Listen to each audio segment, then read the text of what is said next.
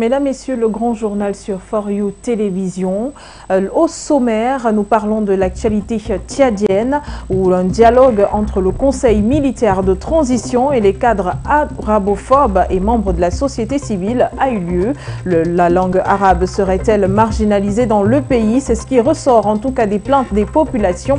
Cette assise vise à redonner à la langue sa place dans le pays tchadien, mais aussi à impliquer de plus belle les cadres et communautés arabophobes. Le président Mahamat Idriss Déby Itno, à l'issue de ce dialogue, a instruit la prise en compte de la langue arabe dans les communications et la promotion de celle-ci sur le sol tchadien. Au Cameroun, programme social barrage de Lompangar, le port de Touraké ouvert à la circulation. Le directeur d'électricité Development, Théodore Sangou, a réceptionné l'infrastructure qui relie l'est du Cameroun à l'Adamawa. Des autorités administratives, à l'instar du maire de Bétaré Oya, étaient sur les lieux afin de jauger l'effectivité du pont. La construction de ce dernier rentre dans le cadre de la mise en œuvre du plan de gestion environnementale et sociale du projet hydroélectrique de Lompangar. Toujours dans ce journal, dans l'actualité sportive, c'est un accord, une assise entre Vatican et basketball. Le pape François a reçu le basketteur congolais Bismack Biyombo. L'audience a été accordée aux basketteurs d'origine congolaise dans le but d'accompagner des œuvres humanitaires. Dans ce journal, nous reviendrons sur les échanges entre le souverain pontife et celui qui nourrit tant d'espoir pour sa terre natale, la République démocratique du Congo. Mesdames, Messieurs, bienvenue au grand journal sur For You Télévision. Démarrant avec l'actualité tchadienne où le président du Conseil militaire de transition a réuni, on parle bien sûr du général Mahamat Idriss Déby Itno, qui a donc reçu les représentants de la société civile et des cadres arabophobes ainsi que les membres de la société civile dans le cadre d'un dialogue le 21 juin 2022. L'objectif, recenser les doléances des populations afin d'y remédier au plus vite. Le président Idriss Mahamat Déby Itno a donc appelé le peuple à la cohésion sociale. Plus de détails dans ce reportage signé Koumabité. Le président du Conseil militaire de transition a accordé mardi 21 juin 2022 une audience particulière aux représentants de la société civile et les cadres arabophones du Tchad. Un entretien qui a permis à Mahamat Idriss Déby de recenser les doléances de toutes les couches de la société tchadienne en vue d'apporter des réponses appropriées aux préoccupations de cette population. Que chacun reçoive ici l'expression de mon admiration, de mon estime et de mon encouragement. L'arabe est une langue officielle de la République du Tchad. Au nom des cadres arabophones présents à cette audience, le représentant a énuméré au président de la République quelques mots qui entravent l'épanouissement de la langue arabe et ses locuteurs. Pour lui, l'arabe est une langue historique et culturelle moins valorisée et que cette minorité est sous-représentée dans les instances de prise de décision gouvernementales. Pour le chef de l'État, le Conseil militaire de transition s'est engagé sur le chemin tracé par le défunt président, le maréchal Idriss Déby Itno, qui a consenti des efforts pour la valorisation de la langue arabe, elle qui est la deuxième langue nationale du pays. Comme vous le savez certainement, le gouvernement tchadien a consenti au fil des 30 dernières années d'énormes efforts pour l'émergence de la langue arabe, qui est d'ailleurs la langue officielle au Tchad, au même titre que la langue française. Le général Mahamat Idriss Déby en a profité de l'occasion pour exhorter les Tchadiens arabophones de lutter contre la propagation des fake news, un véritable problème que rencontre le pays, mais également de véhiculer les messages d'amour, de paix et de cohésion sociale. Merci. Escale à présent au Burkina Faso où le lieutenant-colonel Paul-Henri Sandaogo Damiba, le président bien sûr du Faso, a reçu ses prédécesseurs Roch-Marc Christian Kaboré et Jean-Baptiste Ouedraogo afin de discuter des solutions de sortie de crise sécuritaire dans le pays. On revient sur les grandes lignes de cette assise avec vous, Nguéné, dans ce reportage. Autour d'une même table, 3 personnalités, et pas des moindres. Le lieutenant-colonel Paul-Henri Sandaogo Damiba, par cette main tendue affiche clairement sa ferme volonté d'une réconciliation. D'un côté, Roch-Marc Christian Kaboré, destitué au mois de janvier 2022, de l'autre, Jean-Baptiste Ouedraogo, passé brièvement au pouvoir dans les années 1980. Selon un communiqué rendu public par le gouvernement burkinabé, cette rencontre entre dans le cadre des échanges sur des questions sécuritaires, la conduite de la transition et bien d'autres sujets d'intérêt national. Cible de plusieurs attaques terroristes depuis des mois, le gouvernement explique qu'il s'agit en outre d'une réunion de décrispation de la situation politique et témoigne d'une volonté de réconciliation pour un Burkina uni, déterminé et solidaire dans la lutte contre l'hydre terroriste. Aussi, selon la même source, cette rencontre traduit à la matérialisation de l'appel à l'unité nationale et à la cohésion sociale lancée par le président de la transition. Rappelons que le 11 juin 2022, le pays a connu l'attaque la plus meurtrière depuis juin 2021 à Seitanga, avec 86 victimes et plus de 20 000 déplacés répertoriés par un récent bilan officiel. Toujours au Burkina Faso, la nouvelle est tombée lundi 20 juin 2022, très tard. Selon le commandant des opérations nationales, le lieutenant-colonel Yves Didier Bamouni, toutes les activités humaines qui risquent d'être exposées aux effets des opérations militaires qui seront menées prochainement sont interdites et un délai sera accordé aux populations résidentes pour rejoindre des zones plus sécurisées. L'une des zones militaires est une zone rurale d'environ 2000 km² bordant le Mali dans la province septentrionale du Soum. L'autre zone couvre environ 11 000 km² à la frontière sud avec le Bénin et est principalement constituée de terres du parc national couvrant les réserves d'Arli, Courtiagou, Madjoari, Pama et le parc national de Singou. L'annonce fait suite à une attaque dans le nord le 11 juin qui a tué plus de 100 personnes et déplacé des milliers d'autres. Ce pays d'Afrique de l'Ouest lutte contre l'insécurité et l'insurrection de militants islamistes, certains liés à l'Al-Qaïda et à l'État islamique depuis 2015. Parlons à présent de l'actualité malawite avec cette information. Le vice-président malawite a donc été retiré, ou du moins ses pouvoirs lui ont été retirés par le président malawite en direct sur la chaîne nationale le 21 juin 2022. C'est que le président du pays s'était donné pour mission de lutter contre la corruption et la chasse contre les malveillants est permanente et non sélective. Nous dites-vous, Kwetu, dans cet élément.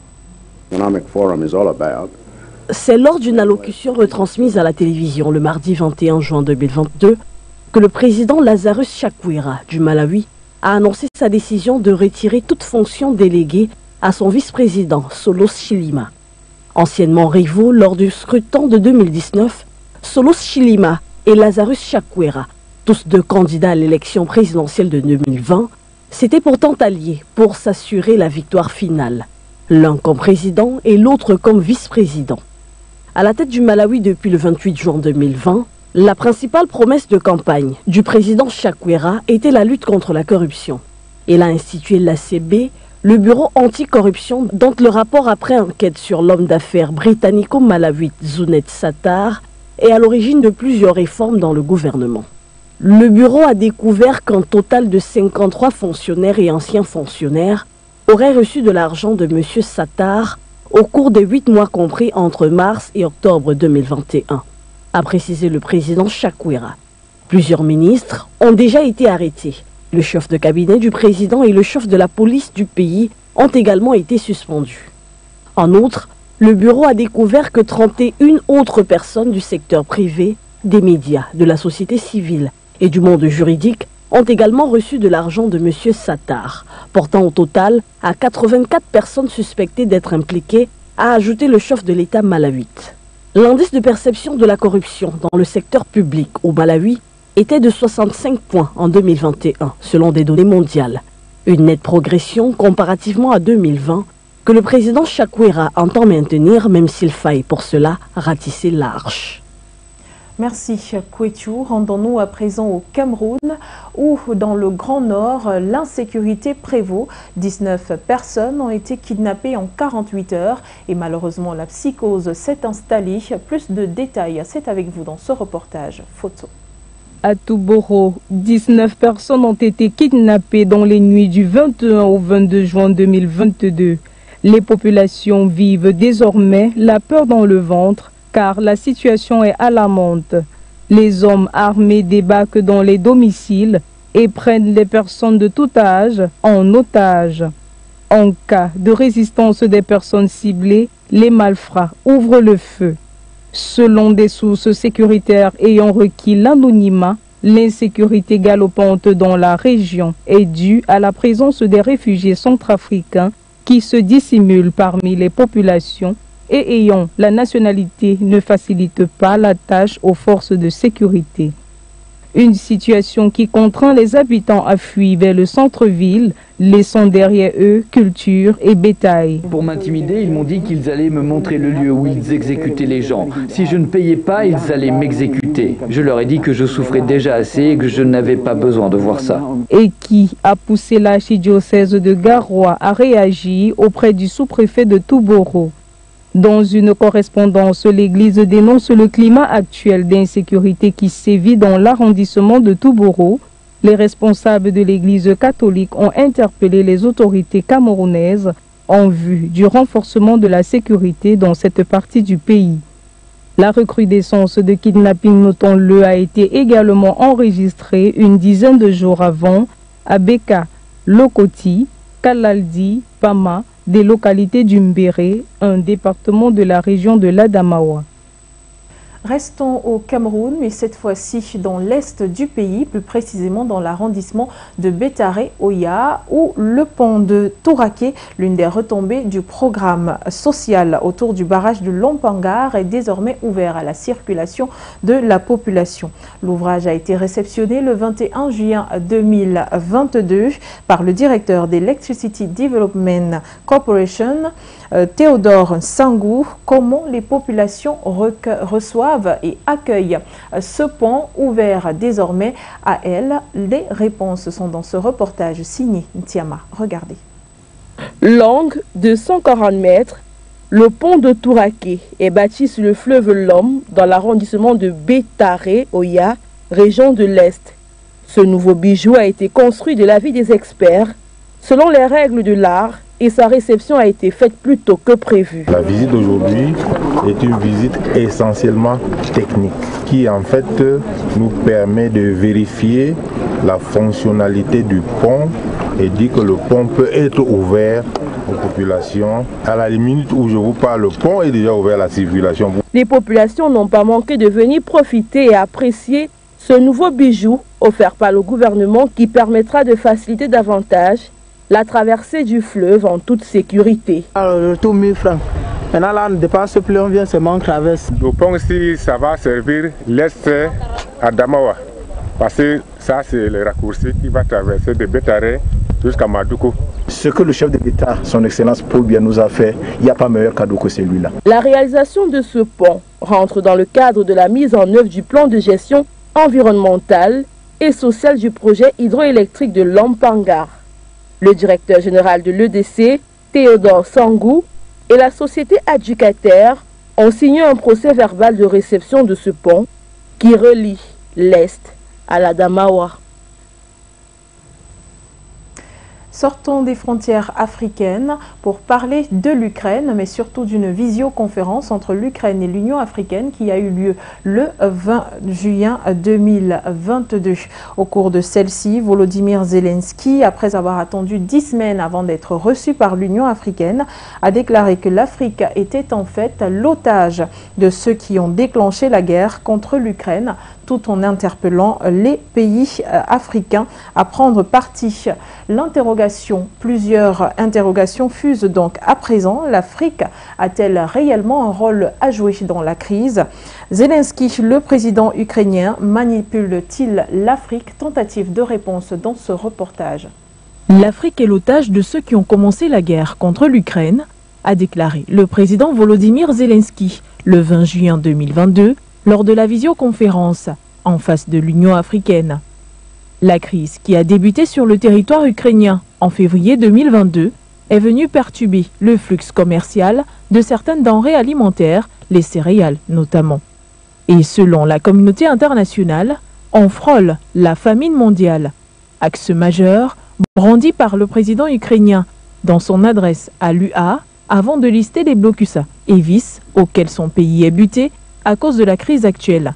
Mais selon des observateurs bien avertis, il s'agit clairement d'une propagande de guerre. L'histoire de la guerre nous enseigne que à chaque fois que le monde a subi ce genre de crise, que ce soit dans l'un ou l'autre des différents partis, on s'arrange à se donner raison. Et bien sûr, ce qui est utilisé ici, c'est la communication, d'où cette propagande de guerre. Lorsqu'il rejette au président Vladimir Poutine la responsabilité de cette famine, entre guillemets, qui menacerait le monde, selon à l'échelle internationale que l'Ukraine est le 4e producteur de blé et la Russie est le premier producteur de blé. La plus forte consommation en termes de blé venant de ces deux grands producteurs est en Europe. Et si les principaux consommateurs et demandeurs en mal sont les pays européens, c'est qu'en fait, l'Afrique a maintes moyens de remédier à la famine. Mais surtout, que cet argument pour inciter les États africains à prendre parti est un mauvais appât. D'ailleurs, au mois de mars, 17 pays africains s'étaient abstenus lors des votes des Nations Unies visant à condamner la Russie. Plusieurs autres étaient contre. Mais la question mérite peut-être d'être posée. L'Afrique a-t-elle réellement un rôle à jouer dans cette crise? Le monde est en train de prendre un tournant. Et pour l'instant, le rôle de l'Afrique, ce n'est pas de prendre position. On a vu sur la Leyen parler de punir les Africains. On dirait s'adresser à un enfant. C'est-à-dire que ce paternalisme occidental qui tente toujours à vouloir ridiculiser, à vouloir infantiliser les Africains. Ça ne nous concerne en rien. Mais là où ça nous concerne, c'est que l'enjeu et l'avenir du monde se dessine à travers cette crise-là. Donc, à l'Afrique maintenant de définir les priorités, de définir les besoins en interne et justement de commencer à mettre sur pied des stratégies tendant justement à pouvoir mettre en avant les intérêts africains. La crise russo-ukrainienne a son lot de conséquences sur le monde et agite l'opinion qui prend parti tantôt pour l'un, tantôt pour l'autre. Le président Macky Sall, président de l'Union africaine, a quant à lui rappelé que l'Afrique reste attachée au respect des règles du droit international, à la résolution pacifique des conflits et à la liberté du commerce. Franchissons les frontières américaines à présent pour parler de la restriction radicale à l'accès à l'avortement. Plus de 20 États aux États-Unis étudient la faisabilité. Une décision de la Cour pénale est d'ailleurs fortement attendue. L'État de la Géorgie lance le processus d'anticipation en faveur du droit à l'avortement. Retour sur les motivations d'une telle bataille dans ce reportage signé Eboke Angale.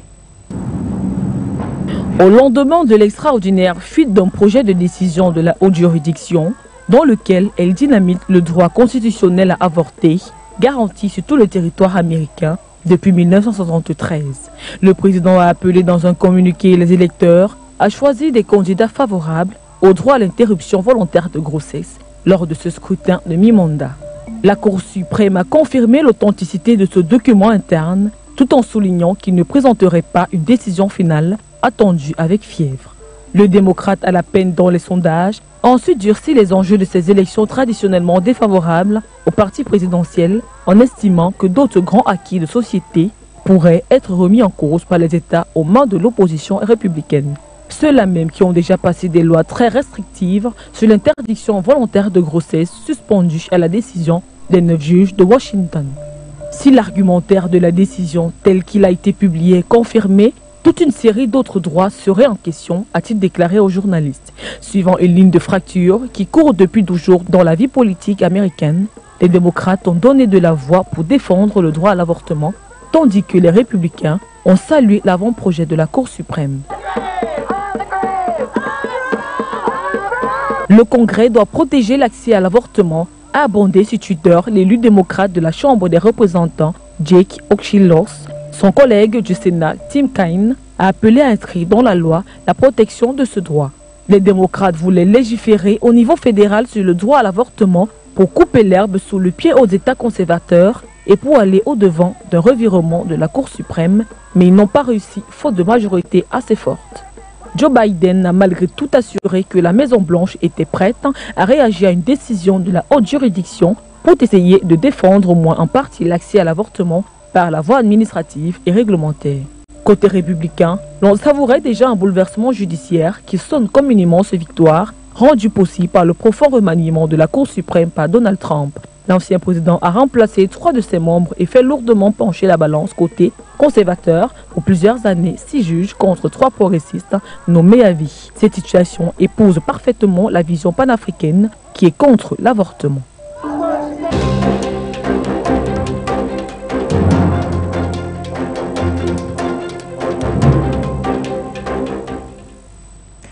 Le sport comme vecteur de l'humanisme, c'est une combinaison qui a toujours été appréciable.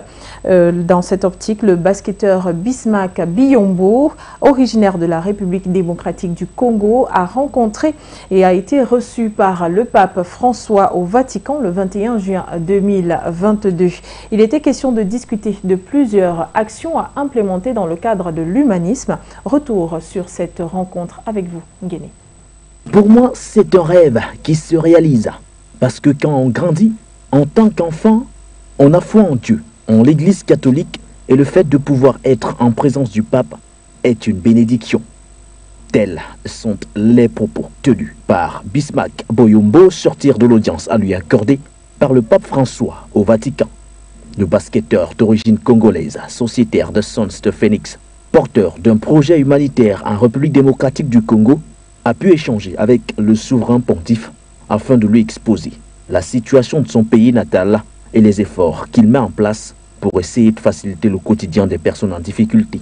Dans son vaste chantier humanitaire, Bismack Biyombo prévoit la construction d'un hôpital financé par son salaire perçu durant la saison sportive 2021-2022, la rénovation d'hôpitaux vétustes, la mise en place d'une bourse d'études ainsi que le déploiement du basket auprès des enfants congolais. Concernant le report de la visite du pape François en République démocratique du Congo pour raisons médicales, le basketteur comprend la décision du souverain pontife, la santé étant primordiale. Comme il ne se sent pas bien, il ne peut pas prendre l'avion. J'estime que s'il ne pouvait pas aller au Congo, il fallait que je fasse en sorte que le Congo vienne jusqu'à lui. Le plus important, c'est sa santé. Ça viendra, ce n'est qu'une question de temps. Souffrant de fortes douleurs au genou droit, le pape argentin, qui apparaît depuis début mai en fauteuil roulant, a annoncé subir des infiltrations, des injections d'anti-inflammatoires à base de corticoïdes.